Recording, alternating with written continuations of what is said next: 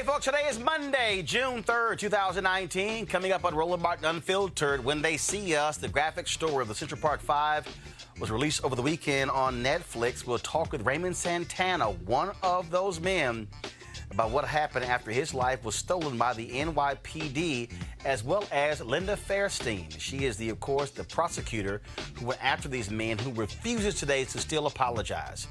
A deep search of the Facebook accounts of police departments show racist, bigoted, and violent posts. We'll tell you about that. Also, the city of Trotwood, Ohio needs help. This largely black city was the hardest hit by last week's estimated 13 tornadoes. Also, black voters are suing Mississippi over Jim Crow-era laws that are benefiting white candidates. Also, Reverend Dr. William Barber, he had a hearing today in North Carolina. They keep saying he's trespassing. Really? What's wrong with y'all? And a fond farewell to Leah Chase, the queen of Creole Cuisine. And of course, she passed away over the weekend, as well as former Noble National President, Police Chief Jimmy L. Wilson. Y'all, it's time to bring the funk on Roland Martin Unfiltered. Let's go. He's got it. Whatever the miss, he's on it.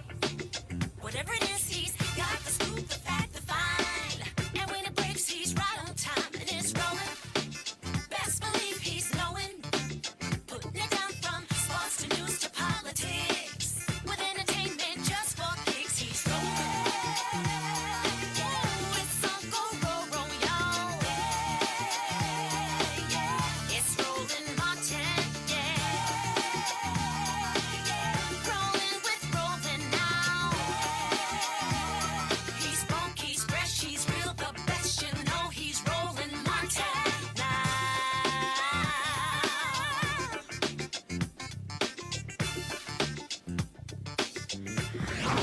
Martin.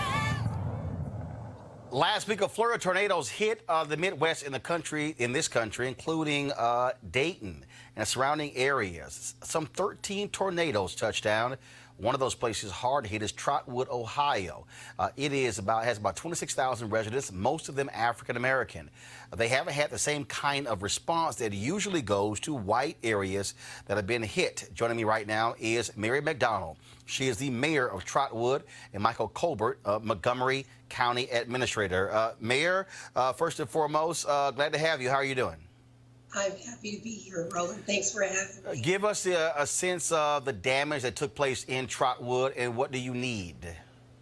What we need, and the kind of damage that happened in the city of Trotwood, we damaged over 450 structures throughout the city.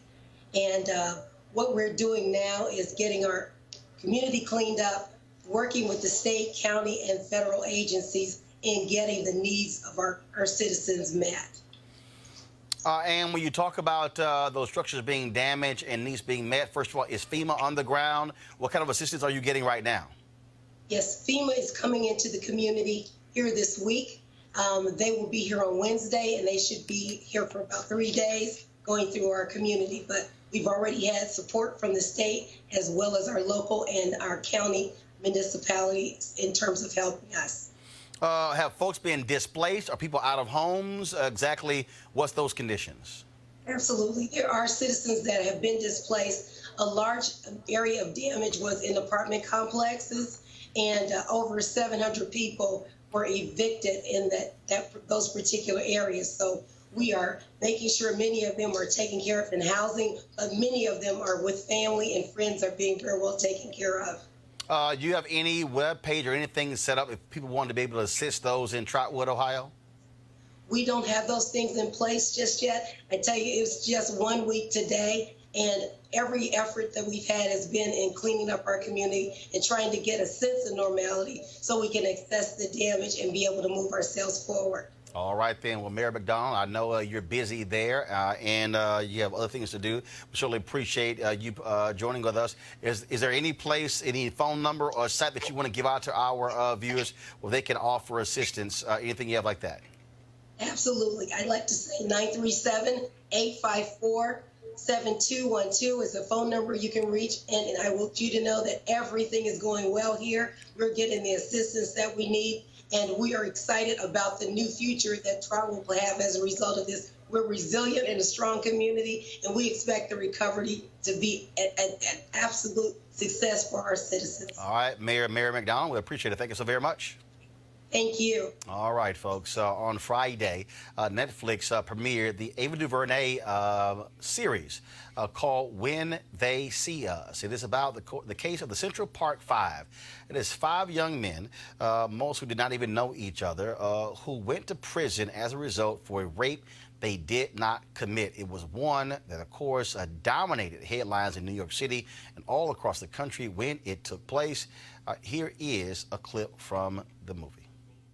The young men who've been arrested in connection with the attack are arraigned on the list of charges by the side of a road in Central Park.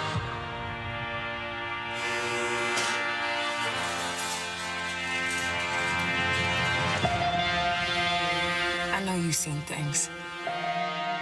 Maybe you had to defend yourself. But in the end, you have the same heart. You gotta carry that with you. Are you okay? You're a convicted sexual predator. See, that's the law, not the truth. What those people stole from you, you can't buy back. But you don't gotta be what they said you were. What is it like for you in here? I'm surviving.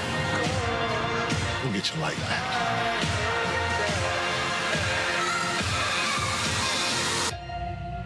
Take it back.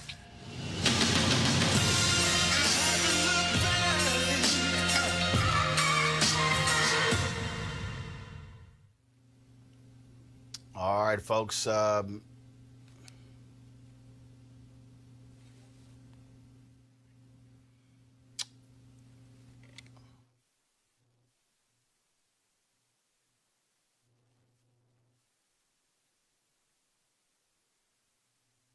All right, folks, come back to me. We have some technical difficulties here, so there we go. Joining us right now, though, is one of the Central Park Five, Raymond Santana.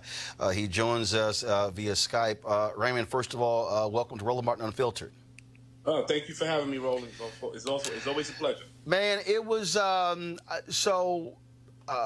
4-part series. I watched all 4 parts Friday night, and it was beyond stunning, shocking to actually see the details, to see what y'all went through, to see how the cops coerced testimony, confessions, to see how prosecutors lied, how they withheld evidence, and how they refused to really investigate this and really damaged all 5 of you, years that you can't get back. For you, what was it like to actually see this, all 4 parts?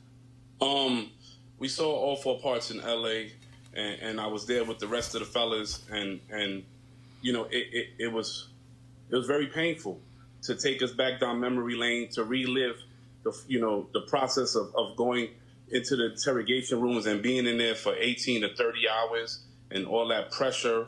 And then there was things that we didn't really know about each other that we thought we did. We thought that we had a handle on the whole situation, that we knew everything. And then there was things that it just blew us away. And for the 5 of us, it made us relive the situation. It made us take a step back and reevaluate, and try to bring us even closer together. Definitely. It was definitely painful. Watching it, and I remember, of course, it taking place. I remember what happened, but there were so many other details that we did not know about. The fact that cops were interviewing young men without their parents present, how they were actually lying, subverting justice to get them out of the room, beating confessions as well. And then, of course, you see what Linda Fairstein and the other prosecutor, Elizabeth Lederer, what they were doing as well. These are people who are supposed to be about, when you go to Supreme Court, it says equal justice under law. But the reality is that's not what y'all experienced. That's right. 100%. 100%. It was the total opposite. Here was these, these seasoned veteran detectives who, they was the elite of the police force. And they was using these tactics on us that we never even heard of, that we didn't know. You know, there was no CSI, Law and Order, back in 1989, so we didn't know about the good cop, bad cop. You know, we didn't know that, you know, that Corey was going to be physically abused by the police in the precinct. So this stuff was all new to us, and it was just the great amount of pressure that they put us under that we couldn't handle as 14 and 15-year-old kids. When you talk about, probably out of all 5 of you, I mean, it was just stunning seeing what took place. But Yes. but to look at what Corey went through, knowing full well he only went to the precinct to offer support for his friend, that he served more time in prison than anybody else. He was he was beaten and almost killed. Episode 4 was just, I mean, my mouth was wide open watching it. Were y'all all aware of the hell that he went through? No, not at all. I mean, at the end of the day, everybody is going through, you know, everybody's going through their travels through the criminal justice system. And then when everybody gets out, you know, there's not really a conversation about it. And even when Corey gets out, we never really have a clue of the impact of how much he went through until we saw this series. And so it was an eye-opener. And for us, you know, it was about embracing him. He's our brother. That's my brother at the end of the day. And it was stuff that I didn't know. But you know, it was heartbreaking to see that. It definitely was. What was also stunning is that the way this was presented, as if all 5 of you were friends, when the reality is only Corey and Yusef knew each other. That scene of the 5 of you in the room for the first time, introducing yourselves to each other. That's correct. That's correct. That's correct. I mean, we didn't know each other. And you know, at that point, it's like everybody understands in one accord what happened. Everybody in that room says, okay, we have been taken advantage of. And it's at that moment that we vow to fight against the system. Yeah. There's an assumption that young men get in trouble. They come from fatherless homes.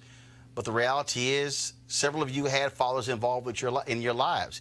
But you had police officers who also were taken into account, who were taken advantage of, also parents who didn't know better, who didn't know what was going on. In your case, having your grandmother leave the room, coercing your dad into signing your confession. I mean, it was. I mean, watching this, you're literally going, really? And then the next one, really? And the next one, really? Yeah. Yeah. I mean, we came from good home. We came from good family homes. I mean, my parents, my dad didn't have a criminal record. Like, he never had dealings with the police. So he was just naive, just as naive as I was. And he was a grown man, you know, who was a hardworking man, who went to work every day, you know, and he worked the same job for 44 years until he retired. And so the system also took advantage of our family members. Yeah. I want to go back to Corey.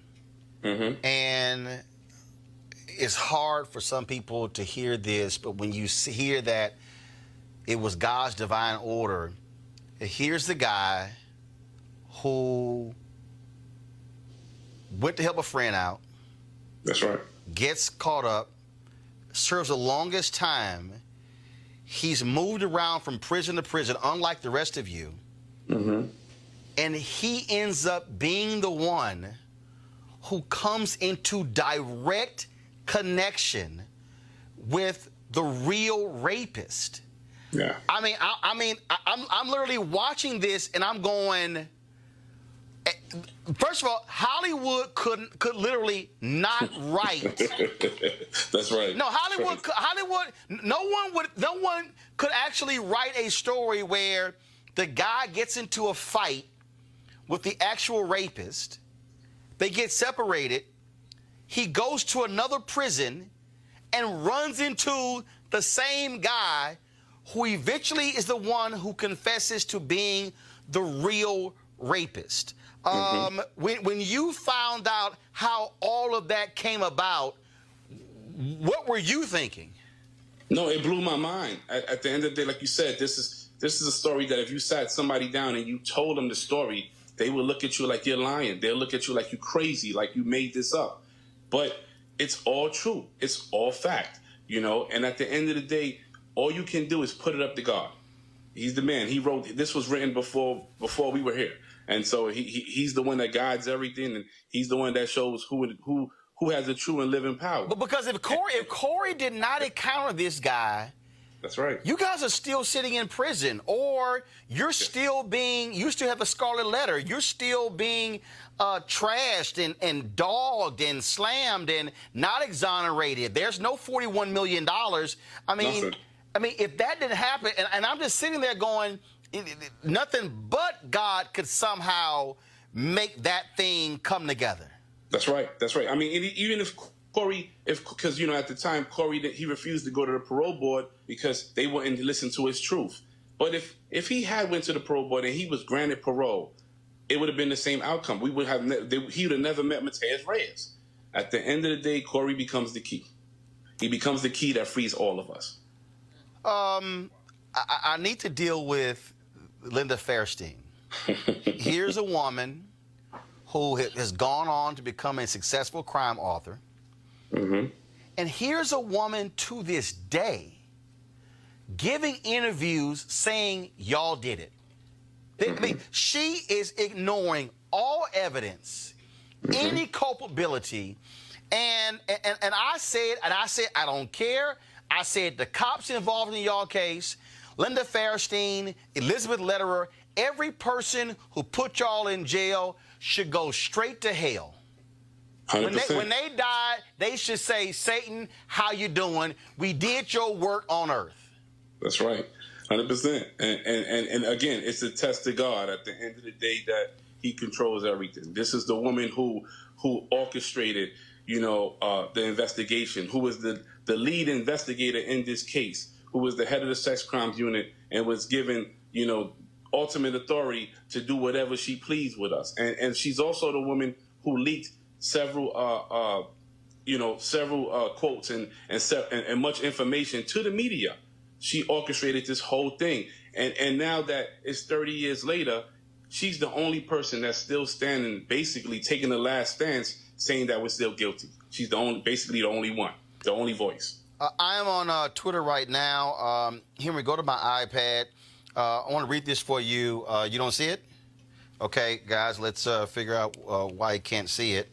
But Ava, this is what from the Daily Beast. Ava DuVernay on reaching out to Central Park 5 prosecutor Linda Fairstein for When They See Us. I don't know if I've told anyone this, but she tried to negotiate conditions for her to speak with me, including approvals over the script.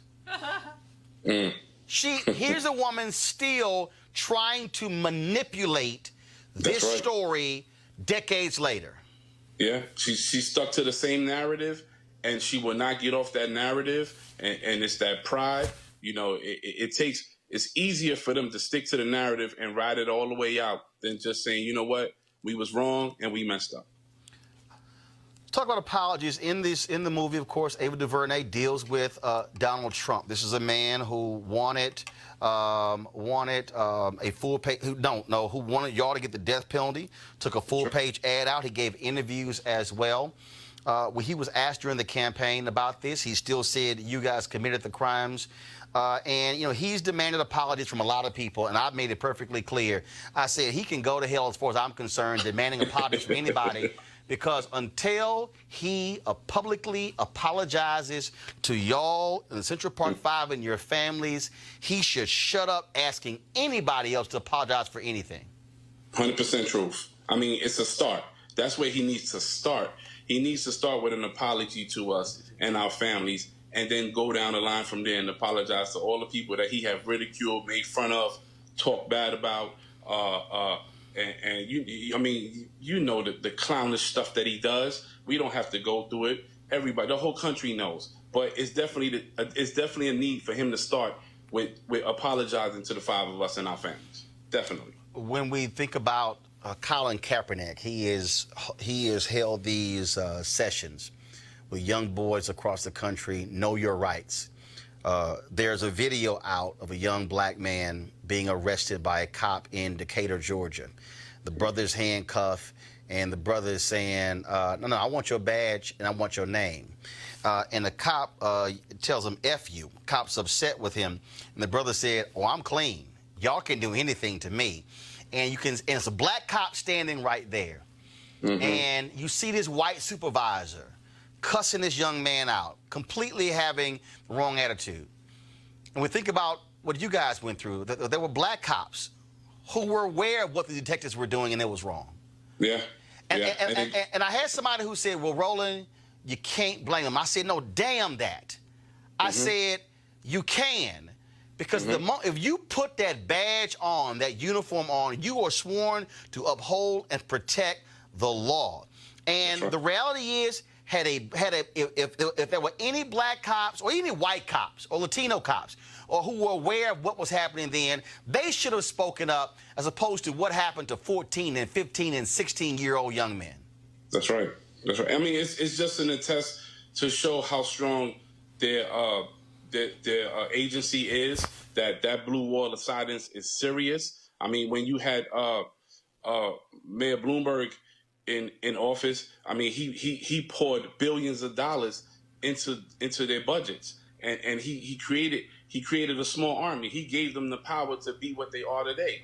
And so at the end of the day, this agency has run rampant, and that wall of science has become that blue wall of science has become very strong, and it's very hard to battle against them when you have billion-dollar budgets and you can get the best of the best. I mean, this is a shame. You know, we have to revamp that blue wall of silence. I mean, we even know that the quota was exposed. Stop and frisk was exposed. And they still are able to operate. They still are able to operate and move that the way they want to and treat our people like we're second-class citizens. Speaking of Mayor Bloomberg, Commissioner Ray Kelly, they fought this settlement. The only reason this settlement, this $41 million settlement took place was because Bill de Blasio was elected mayor of New York. Michael Bloomberg did not want to apologize, did not want you guys exonerated, and did not want to have to pay for the crimes of the NYPD, the crimes of the district attorney's office.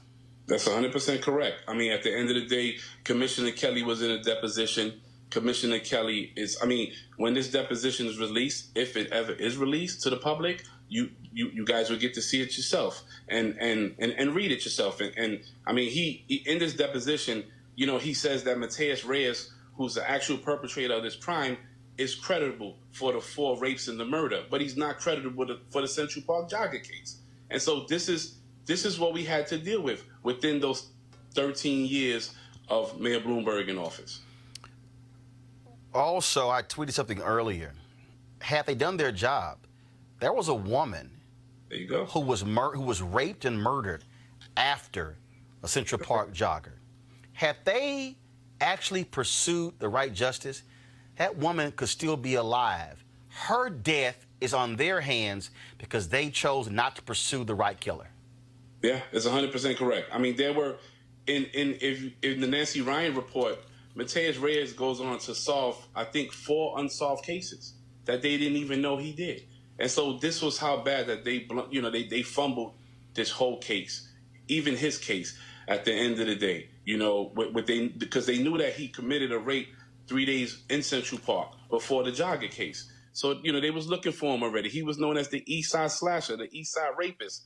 And like you said, Roland, if they would have did their job, this woman would have still been alive, and those other 4 rapes wouldn't have occurred. Got some questions from my panelists here. I have Eugene Craig, CEO, Eugene Craig Organization, joining us via Skype. Dr. Avis Jones DeWeaver, a political analyst. Joseph Williams, senior editor, U.S. News and World Report. I'll first start with you, Avis. Avis, Joseph, then Eugene. First of all, I just want to say thank you for being strong and surviving this. I am the mother of 2 sons. One is 15, maybe about the age that you were when this whole nightmare started. And I cannot imagine what it would have been like to see my child be caught up in this. So my question to you is, I've been seeing a lot of women in my network saying they don't want to watch this because they don't know that they can sit through it. I sat there and I watched all of the 4-part series this weekend, and though it was hurtful to me as the mother of black boys, I felt like I needed to see it for them and for you. What would you tell parents right now who are saying, I want to see this, I know I need to see this, but you know, I don't know that I can take it emotionally? What advice would you give them? I mean, at the end of the day, parents need to see it because parents are the first line of defense for their child, and you need to be equipped just in case something ever happens to that child.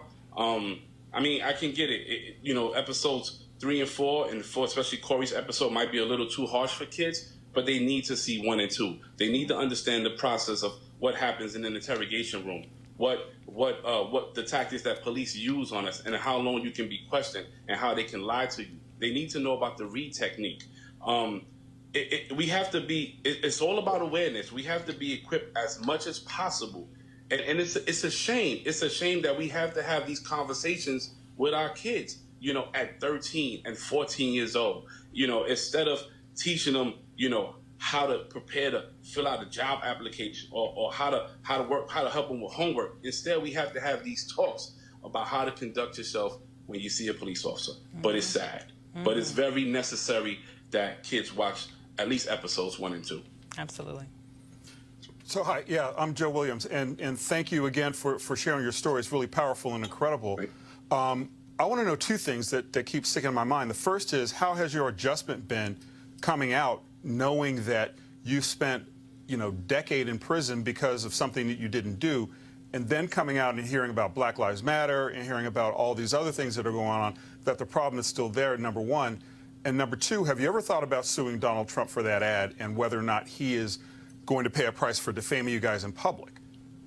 Well, for the number 2 question, I mean, you know, that's an attorney issue. I don't know if it's possible, because when that ad was produced, the statute of limitations might have ran out on that, because that was produced in, I believe, 89 or 90. So I don't know about that. And then your first question was again? Well, my first question was, it seems like since you guys were incarcerated, everything has changed and nothing has changed. Instead of having 14-year-old black boys going to jail for a crime they didn't commit, we have 14-year-old black boys getting killed in the streets by cops who have the very same attitudes of the police officers who are the ones who convict you. They assume, and the assumption is, you project criminality on black boys and black children, and you see a criminal and you're really, you know, the officers are willing to convince themselves that you've done something wrong even when you haven't, and they're more likely to pull a gun this time rather than just try to railroad you guys for something that you didn't do.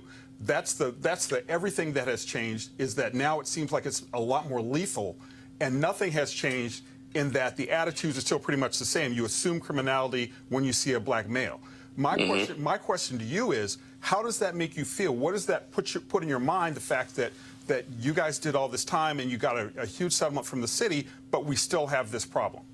I mean, it's hurtful at the end of the day. Like, we became the poster child for the labels of wilding and urban terrorists and wolf pack. I mean, 41 states changed juvenile sentencing laws behind this case, and when we were found to be innocent and we were exonerated, nobody changed those laws back. They just pushed on like business as usual. And at the end of the day, it's like, we see there's progress, but there's not enough progress. You know, we have made some tremendous strides, you know, with Black Lives Matter and you know, even with Colin Kaepernick stepping up. But there's still a lot of work to be done. And it's going to take a whole village to get this done. It isn't just one incident. It has to be several incidents. It has to be several nationalities. It can't just be 1 or 2.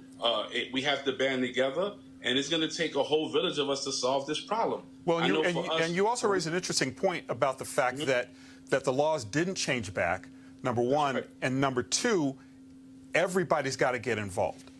It's true. Everybody has to. I mean, you look at Raise the Age campaign, whereas we know, you know, it's proven. It's a fact that a male's his mind isn't developed until the age of 24. But if he commits a crime, you give him the harshest sentence that you can give him, and you destroy his life. You know, and now when he does come back on parole, he doesn't know how to function. For us, you asked that question earlier, and for me, you know, here was this 7-year gap. this was the critical point in my life where my dad was supposed to teach me, how to become a young man and how to become a man eventually. But in return, in essence, what happened was that was taken out, and this gap was replaced with prison life and how to adjust to prison, and giving me this aggression that I didn't know exists until somebody pulled my coat to it.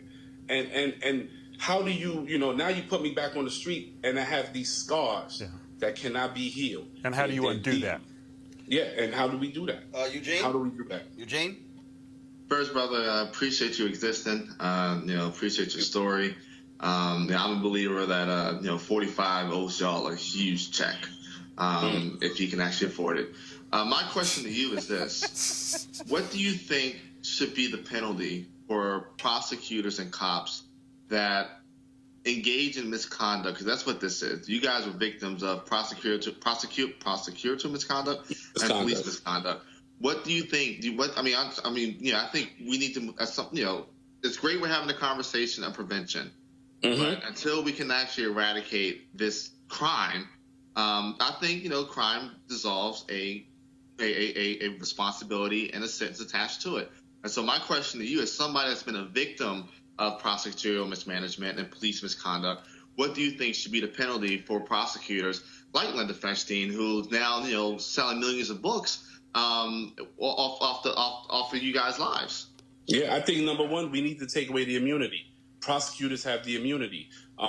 We need to take that away. I think that we need to take away the Reed technique for police officers, and they need to be held accountable. If you commit a crime, then there's a sentence for it, and they shouldn't be above the law. They break the law just like anybody else.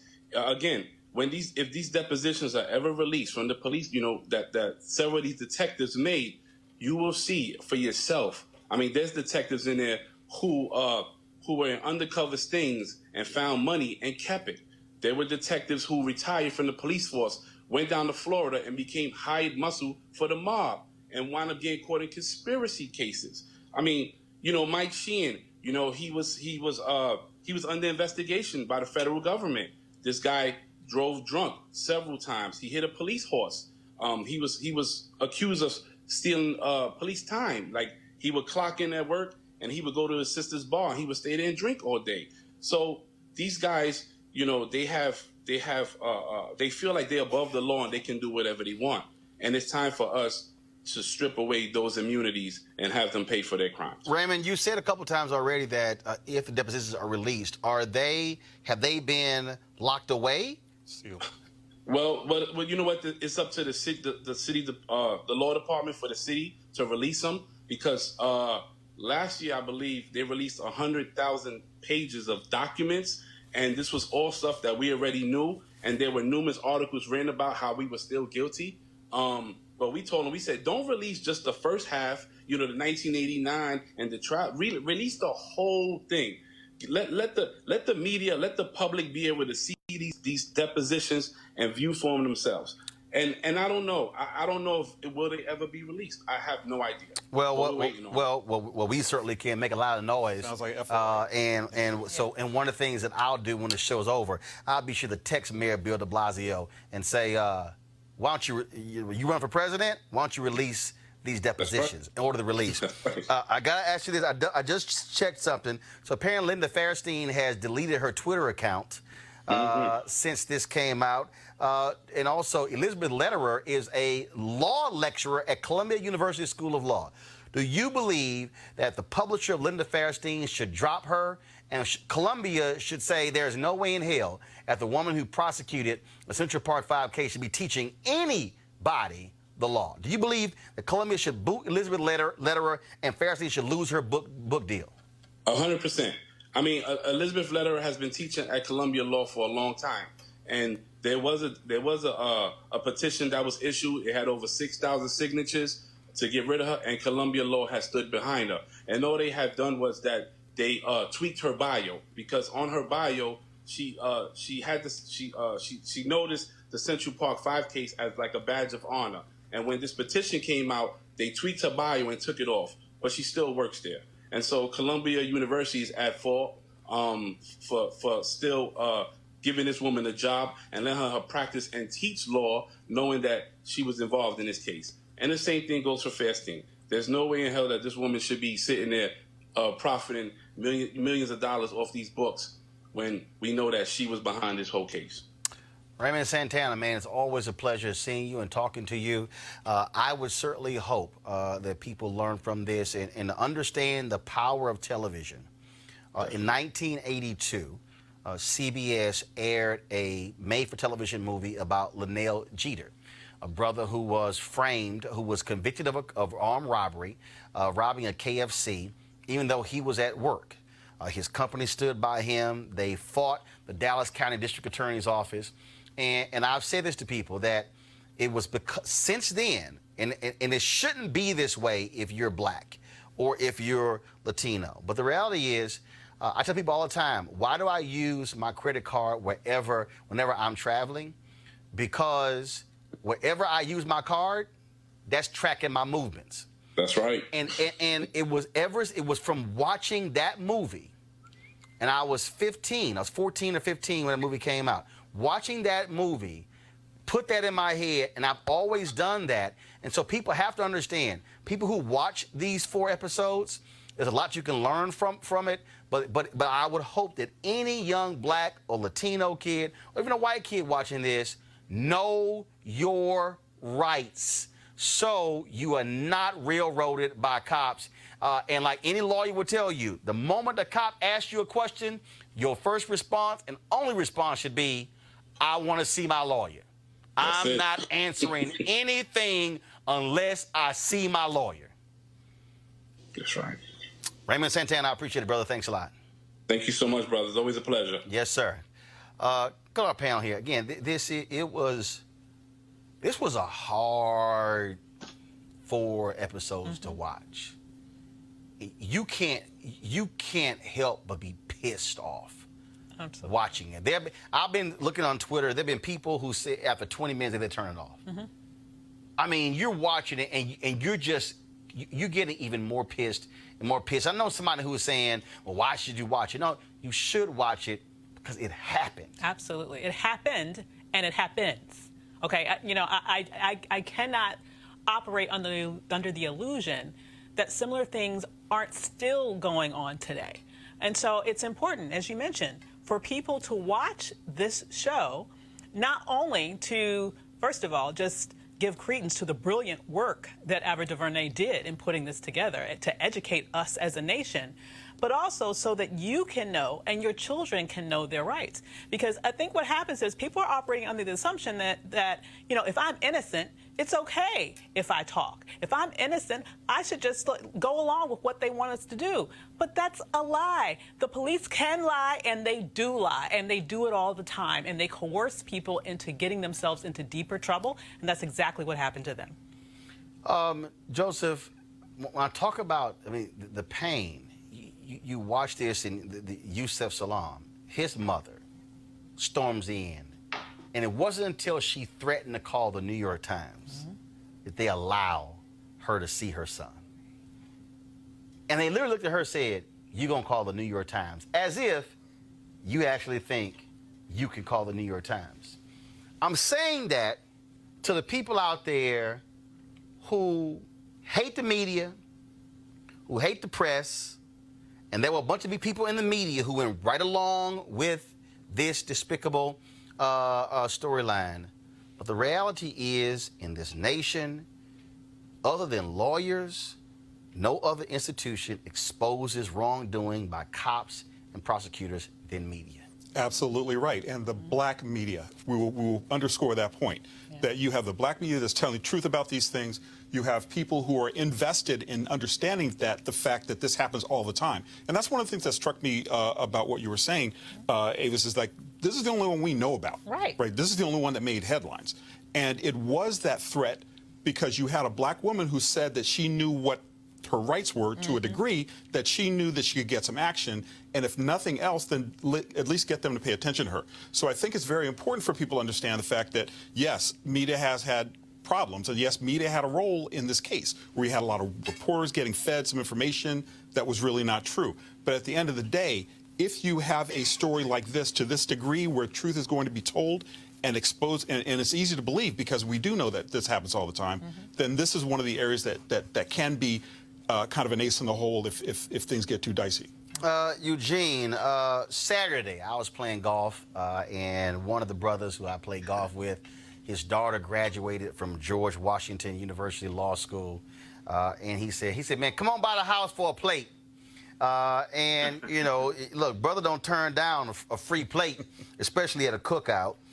He was doing the fish, and it was pretty interesting. I'm gonna roll this video here. So this is a video of this sister Krista and a number of her law school graduates taking a shot of them for graduation. Go to my iPad. Check this out. First time, and that's it. Yes! Lawyers, toast to that.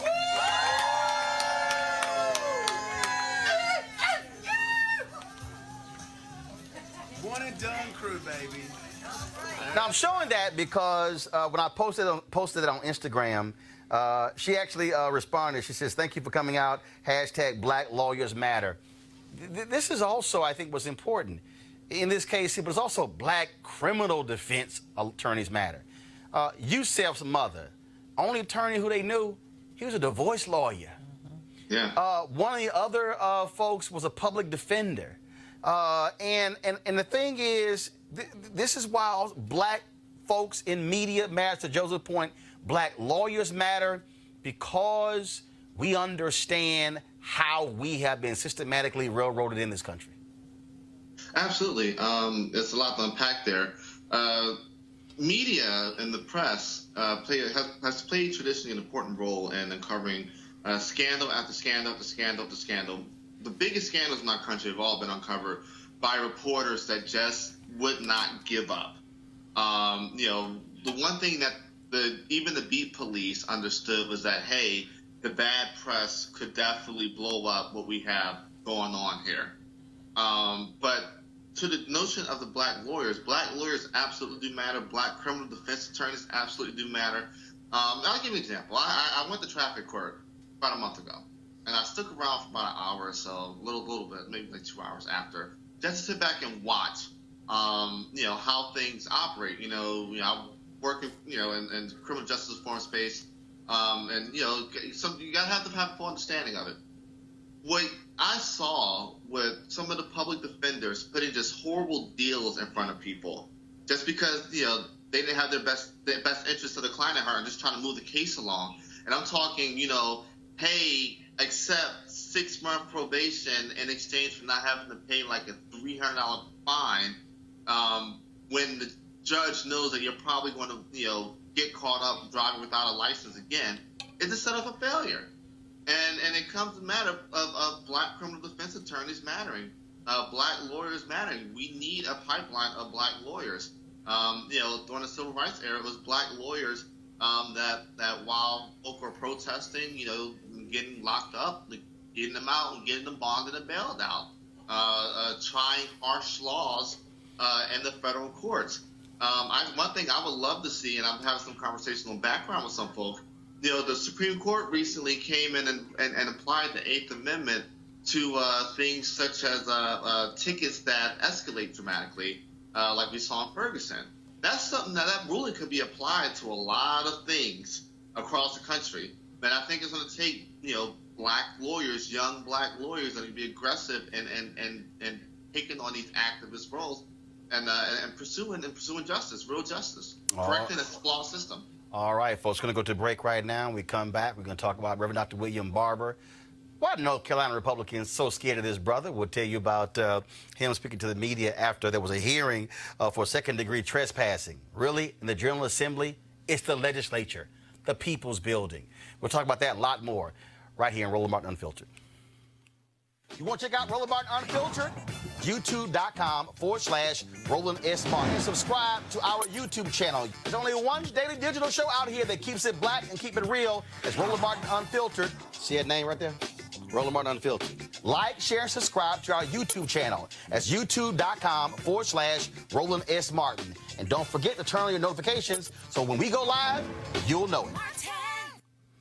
All right, folks, they're back. MarijuanaStock.org has another great investment opportunity. If you were lucky enough to invest in their last crowdfunding campaign, you know they raised a lot of money in just a few months investing in legal marijuana farms. Those initial investors now own shares of a publicly traded company. They're on fire, folks, and last time you may have missed out. You don't want to miss out this time. Now they have a new investment opportunity that is as good, if not even better, than the last. I'm talking about industrial hemp CBD.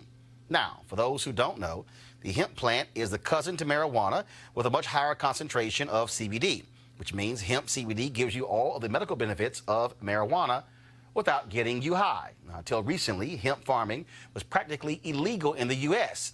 and heavily regulated by the DEA. However, the 2018 Farm Bill Congress passed, making it legal to grow hemp CBD in the U.S., is creating one of the largest commodities worldwide. They need land to grow all of the plants. This makes for an incredible investment opportunity, and that's where our good friends at 420 Real Estate come in. Their business model is very simple. They buy land that supports hemp CBD grow operations and lease it to licensed, high-paying tenants. That's right, they are hemp CBD landlords, and you can get in on the action. You can invest in the crowdfunding campaign for as little as $200 up to $10,000. You may not want to miss out on this one, folks. All you got to do to invest is go to marijuanastock.org. That's marijuanastock.org. You can get in the game, and you should do it now. Folks, Reverend Dr. William Barber, of course, is our good friend, and he's been ticking off Republicans there in the North Carolina legislature. And it got so bad that they literally barred him from coming to the legislature. Are you serious? It says trespassing. Well, there was a hearing today, and this is him talking to the media after the hearing. In this particular instance, fighting for 500,000 people who need health care. The legislature that we have now has been proven to be unconstitutionally constituted. They are the real violators of the law. They've been found guilty of voter suppression, and we believe they're guilty of not allowing people in this state to have access to health care. 346,000 of which are white in this state. And so this was all basic hearing. We think the state is trying to prevent us from arguing the very thing that is the basis of our protest, and that is the Constitution. The lawyers are doing well, and we intend to stand, because this is so much bigger than any one person. This is about the people of North Carolina, and it's about whether or not we have full right to speak, to justice, to have free speech, and to make sure that that building is not a place where legislators can hide from the people, but instead where they can be found so that we can do what the Constitution says, and that's instruct them. We were there. Now, Eugene, come back to me. So what happened was in April, that a ban was lifted on Reverend Barber being allowed into the building because the Republicans said, we don't want y'all protesting. North Carolina Republicans, that's how crazy they are. Literally went to court to say, ban him from bringing people into the state capitol to protest against bills. That's how crazy North Carolina Republicans are. I mean, this is the same party that, celebrated electing the first black chairman and couldn't wait to get rid of that first black chairman as soon as possible. We know North Carolina Republicans are crazy as hell. We know North Carolina is, politically headed to a hell in a handbasket. It's indefensible. It's a violation of Reverend Barber's First Amendment rights. They would never do this to a two-way rally crowd. They would never do this to the pro-life people that flood every single GEA cycle when bills are put up. But they're targeting this gentleman who's fighting for the rights of black, brown, and poor people. Avis, this is funny. So literally, this took place. This is an article from June 16th, 2017. Here we go to my iPad.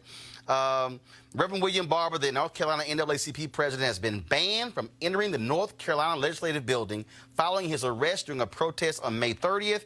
The ban also applies to 31 other protesters arrested that day during a health care sit-in. They were protesting health care. Oh, my God. Oh, my God. Oh, my God. Well, as been said, I can't even imagine what I could be surprised by at this point by that particular legislator. The Republicans in North Carolina have been off the chain for a while now. And it's very interesting to me. These very same people who want to talk Second Amendment, Second Amendment, Second Amendment. Constitution. Oh, my God. We're original constructionists. Absolutely. All of a sudden, skip over the First Amendment when it applies to people that they don't want to hear from. So the hypocrisy is just astounding. But once again, they've done so many astounding things that it's really hard for them to do anything that surprises me at this point. Joseph. You know, it's the one thing that worries me about this whole thing, right, is the fact that they have banned a guy, and he's got to go to court. I mean, one person, Reverend Barber, who's trying to lead a movement, and they've gone to court to try to get him to stop this. I mean, what's next, though? I mean, they've done a lot of stuff that we thought was ludicrous and they could not get away with, but they're trying to legitimately silence somebody in a First Amendment context. It's not going to work, number one, but number two, they're packing courts so that further on down the line it might actually work, and it might actually have somebody who would rule in favor of the legislature. It's ridiculous. Now, let's talk about, of course, we always talked about crazy racist cops on this show. Well, guess what? An organization decided to do an extensive look into what these cops are saying on Facebook. A review of the Facebook accounts of thousands of police officers around the country found them endorsing violence against Muslims, women, and criminal defendants. Here's one example. F these Muslim turd goat humpers. Wow. Oh, but we must help them. Yeah, right, when it's okay to rape and murder in a religion. I ain't helping no one. That's, of course, the page there of that particular woman right there. Now, the review was done by the Plan View Project. It was launched by our guest, Philadelphia attorney Emily Baker White. She joins us right now. So, Emily, glad to have you on the show. So, how did this thing originate? Where did the idea come from to say, let's dig a little deeper? Thank you for having me on the show. So, I first came across troubling content on Facebook posted by police officers when I was an attorney at the Federal Defender's Office in Philadelphia in the Capital Habeas Unit. I was representing individuals on death row who were contesting the validity of their convictions. I was assigned to one case in which I was asked to look into a potential police brutality claim in that case, that there was a lot of police brutality in a given neighborhood that might have affected the outcome of the case. So in doing that, I came across several pages on Facebook that were apparently maintained by police departments in that neighborhood and that had completely public-facing posts on them. I think if there was one post that really spurred me to look deeper, it was a meme that showed a police dog that was being restrained by an officer. The police dog was baring its teeth, and the caption over the picture was, "I hope you run, he likes fast food." I was alarmed by this image. And it was a meme. The officer presumably hadn't made it himself. He got it from somewhere. And what that made me say was, how prevalent is this? How much of this is there on the internet? And that was the question that led me to create the Plainview Project. So how did you begin the research to begin to assemble all of this? And how many police officers did you eventually compile data on? So the first thing we did was identify. Our plan was to do a sort of deep dive into the departments, into a few departments, right? You can't look at everybody. You can't look at everything. Right. We looked at Facebook. You could look at Twitter. You could look at Instagram. But we decided we were going to look at Facebook. We were going to look at a few departments, and we were going to try to find as much information as we could in those departments. So we picked 8 jurisdictions across the United States, some big, some small. The largest was Philadelphia, where I lived at the time. But we also looked in Dallas and Phoenix and St. Louis, among other smaller jurisdictions. And we picked those cities. We obtained the public rosters of all the police officers in each of those places. That's a matter of public record. You can get the lists of police officers in each city. In fact, often it's posted on, we got the Philly ones from the Philly Inquirer. We got, I think, the Dallas ones from a newspaper down there. So we got a list of all the officers in these jurisdictions. Then we went and tried to find Facebook pages that apparently matched those names. Now, there are a lot of people with every name on Facebook.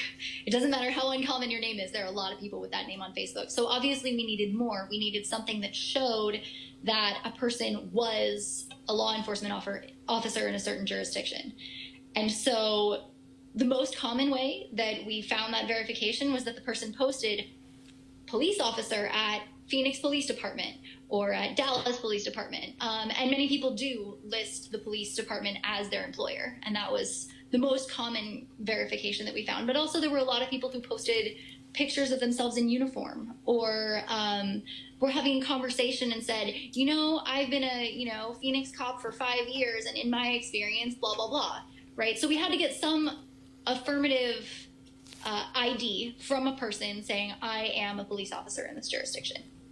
We built a list of those people, and then we reviewed all of the public posts that each of those people had made. Well, what I love about this is, first of all, they can't lie and say it wasn't me. That's the one thing I love about it. And also what it does is exposes them in their own words. Now, you put this out there. What's the next step? Are you asking the departments to take action against them? So departments are still responding to this information, but the responses that we've gotten from officials in Philadelphia so far have been really good. The Philadelphia Commissioner Ross, among other things, what part of his statement was the line, I don't understand why there's still so much hate in this country today. And that's coming from the Philly police chief, looking at some of the words of his own officers. And when I hear him say that, I believe him, and I think he's taking this problem really seriously. Well, first of all, it is an amazing job y'all did. Are any plans, you focused on 8 jurisdictions. Last question for you.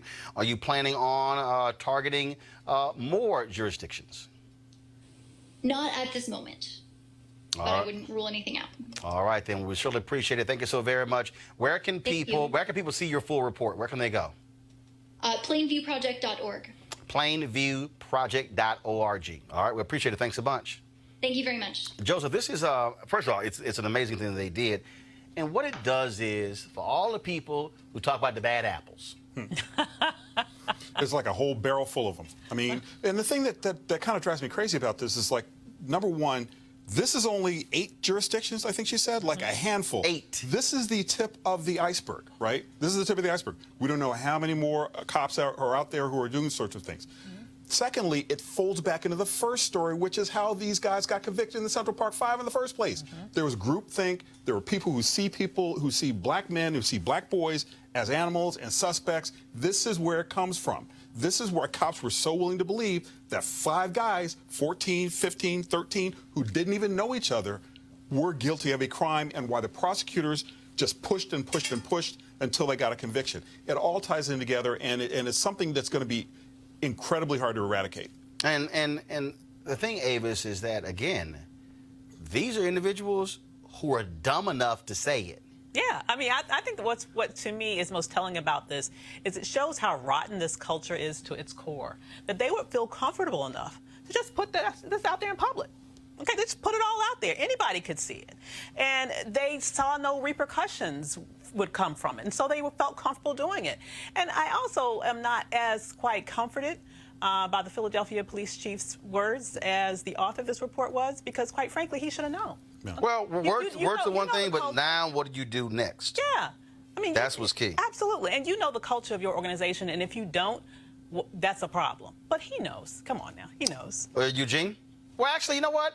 No, I would dare say, Eugene, folks may not know because they don't properly monitor. And that's the problem I have. And I think what they've exposed is, how in the hell are you not keeping tabs on your own cops? Again, you're sworn to protect and uphold the law, as opposed to beat people, to denigrate people, and say, I'm not going to represent you. Yeah, I mean, I think there should be special scrutiny when it comes to police officers and law enforcement. I think the next step absolutely probably should be is that you take that 8, you gather the resource to cover 100, 200, 300, maybe 1,000, and then probably expand to the full 4,000 departments that we know about. And then from there, this database has to be searchable. It has to be as accessible for your common defense attorney who has a client that's been brutally abused by the police to be able to run those officers' names and say, boom, here we go. These people have they have the bias and they put it on display. One of the former Baltimore City Central Committee chairman he was a lawyer, defense attorney, and he kept the list of corrupt cops and bad cops in his office. And when he would get a client, he would just go back and see who was the arresting officer and matched up to that list. And if he matched up to that list, it would just be open shut case for him.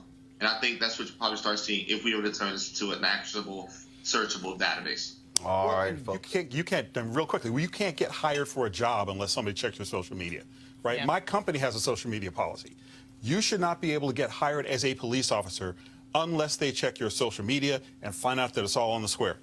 Kind of basic. Simple. Yeah. Kind of basic. Costs nothing. All right, folks. We've lost a major law enforcement figure. The National Organization of Black Law Enforcement Executives is mourning the loss of one of its own today. Jimmy Wilson served as Noble's national president in 2002.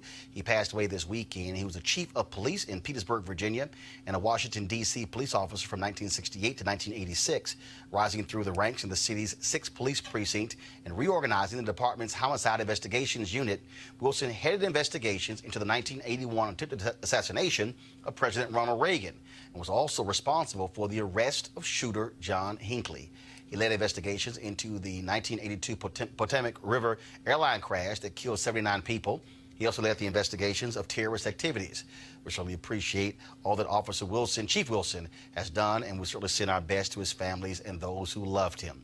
Also, folks, on Saturday night, we lost a living legend, of course, Leah Chase. She, of course, the queen of Creole Cuisine. She passed away Saturday at the age of 96. If you've ever been to New Orleans, chances are you've had a meal at Inductee Chase's restaurant, named after her husband, who she was married to for 70 years, who passed away just a couple of years ago.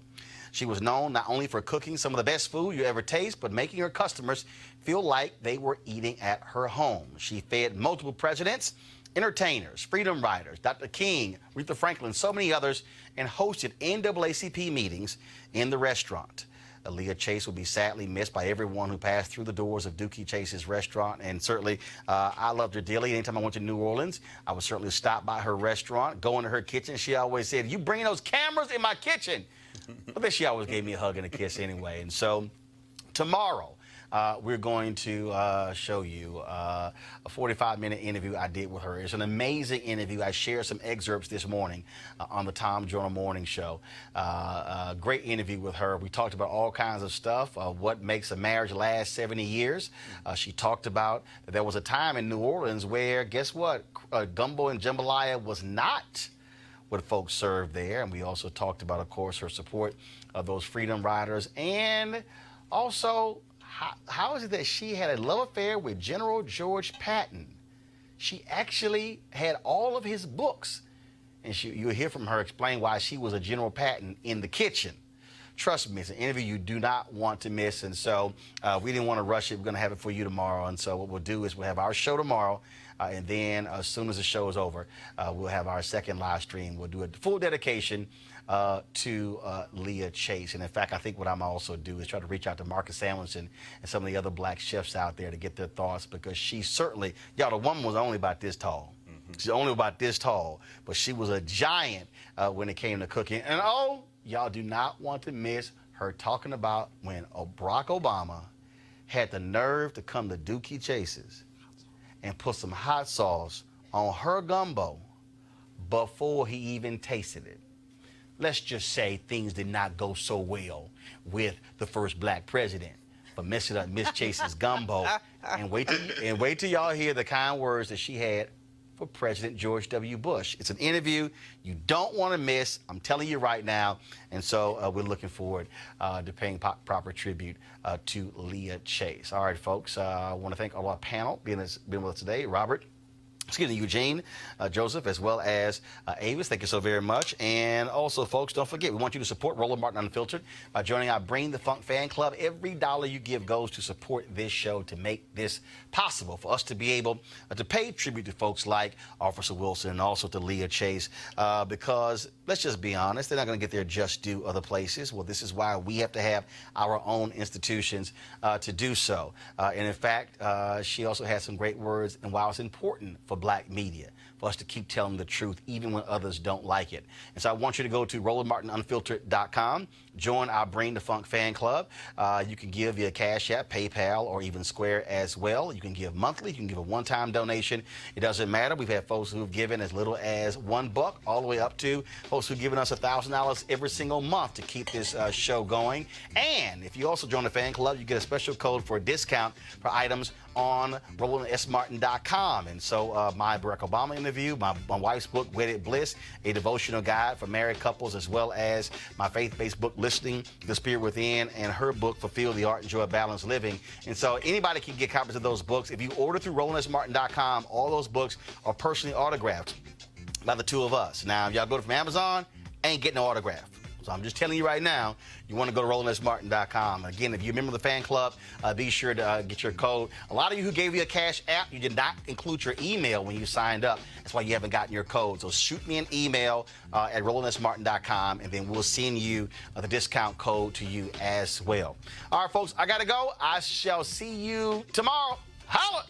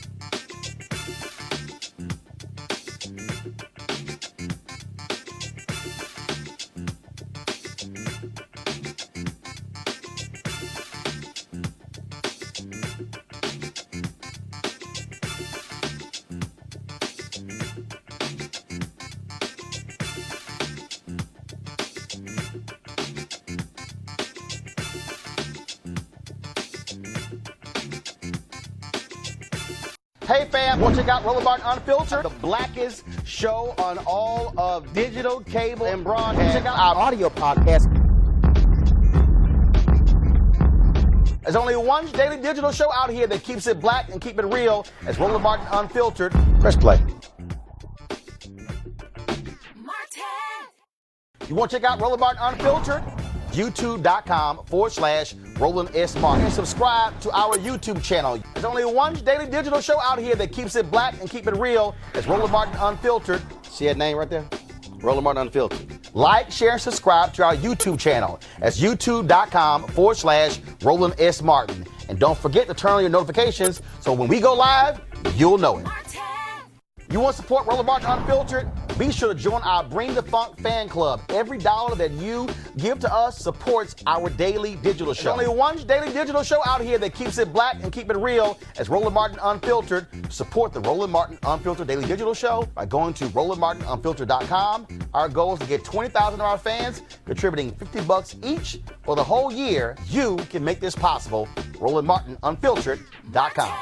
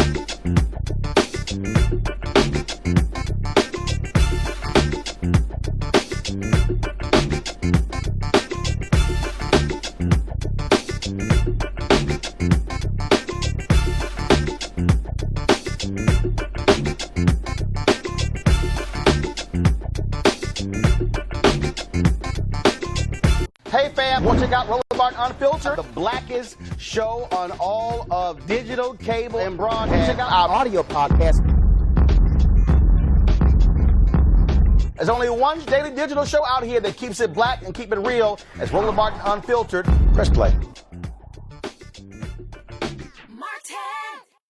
You want to support Roland Martin Unfiltered? Be sure to join our Bring the Funk fan club. Every dollar that you give to us supports our daily digital show. There's only one daily digital show out here that keeps it black and keep it real. It's Roland Martin Unfiltered. Support the Roland Martin Unfiltered daily digital show by going to RolandMartinUnfiltered.com. Our goal is to get 20,000 of our fans contributing $50 each for the whole year. You can make this possible. RolandMartinUnfiltered.com.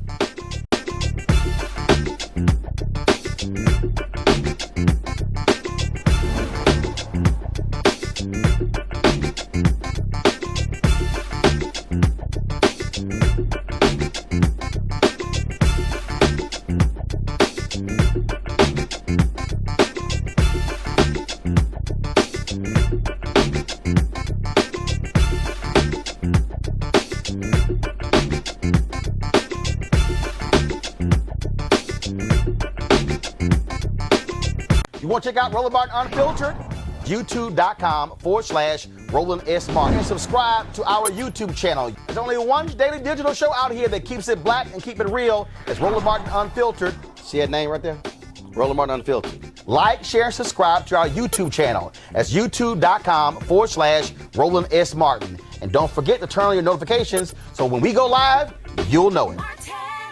Hey fam, want to check out Roland Martin Unfiltered, the blackest show on all of digital, cable, and broadcast. Check out our audio podcast. There's only one daily digital show out here that keeps it black and keep it real. It's Roland Martin Unfiltered. Press play. You want to support Roland Martin Unfiltered? Be sure to join our Bring the Funk fan club. Every dollar that you give to us supports our daily digital show. There's only one daily digital show out here that keeps it black and keep it real. It's Roland Martin Unfiltered. Support the Roland Martin Unfiltered daily digital show by going to RolandMartinUnfiltered.com. Our goal is to get 20,000 of our fans contributing $50 each for the whole year. You can make this possible. RolandMartinUnfiltered.com.